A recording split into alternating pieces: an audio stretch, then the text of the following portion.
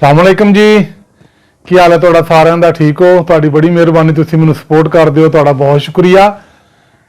ਅਸੀਂ ਲੋਕ ਆਪਣੀ ਜ਼ਿੰਦਗੀ ਦੇ ਵਿੱਚ ਮੁxtਲਿਫ ਅਮੀਰ ਲੋਕ ਵੇਖਨੇ ਆ। मैं ਤੁਹਾਨੂੰ ਇੱਕ ਅਮੀਰ ਲੋਕਾਂ ਦੀ ਹੋਰ ਪਹਿਚਾਣ ਦੱਸਣਾ।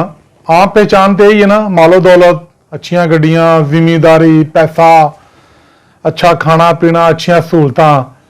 ਪਰ ਉਹ ਲੋਕ ਜਿਹੜੇ ਬੇਸ਼ੱਕ ਗਰੀਬ ਨੇ ਜਾਂ ਅਮੀਰ ਨੇ ਜਾਂ ਦਰਮਿਆਨਾ ਤਬਕਾ ਹੈ, ਲੇਕਿਨ ਉਹਨਾਂ ਦੇ ਬਜ਼ੁਰਗ, ਵਡੇਰੇ ਬਾਬੇ, ਵਡੇਰੀਆਂ ਮਾਈਆਂ ਸਾਫ ਸੁਥਰੇ ਕੱਪੜੇ ਪਾਉਂਦੀਆਂ ਨੇ, ਸਾਫ ਸੁਥਰੀਆਂ ਜੁੱਤੀਆਂ ਪਾਉਂਦੀਆਂ ਨੇ, ਖੁਸ਼ਬਾਸ਼ ਨਜ਼ਰ ਆਉਂਦੇ ਨੇ। ਯਕੀਨ ਕਰਿਆ ਜੇ, ਮੇਰੀ ਨਜ਼ਰ 'ਚ ਉਹ ਦੁਨੀਆ ਦੇ ਅਮੀਰ ਤਰੀਨ ਲੋਕ ਨੇ। ਬੇਸ਼ੱਕ ਉਹਨਾਂ ਦੇ ਬਜ਼ੁਰਗਾਂ ਨੇ ਸਾਦੇ ਪੁਰਾਣੇ ਕੱਪੜੇ ਪਾਏ ਹੋਣ, ਪੁਰਾਣੀ ਜੁੱਤੀ ਪਾਈ ਹੋਵੇ, ਲੇਕਿਨ ਸਾਫ ਸੁਥਰੀ ਹੋਵੇ। ਮੈਂ ਉਹਨਾਂ ਲੋਕਾਂ ਨੂੰ ਅਮੀਰ ਲੋਕਾਂ 'ਚ ਸ਼ੁਮਾਰ ਕਰਨਾ ਤੇ ਤੁਹਾਨੂੰ ਸਵਾਲ ਕਰਨਾ, ਕਿਆ ਤੁਸੀਂ ਵੀ ਅਮੀਰ ਹੋ? ਮੈਨੂੰ ਉਮੀਦ ਹੈ ਤੁਸੀਂ ਲਾਜ਼ਮੀ ਅਮੀਰ ਹੋਵੋਗੇ, ਤੁਸੀਂ ਲਾਜ਼ਮੀ ਆਪਣੇ ਬਜ਼ੁਰਗਾਂ ਦਾ ਧਿਆਨ ਰੱਖਦੇ ਹੋਵੋਗੇ।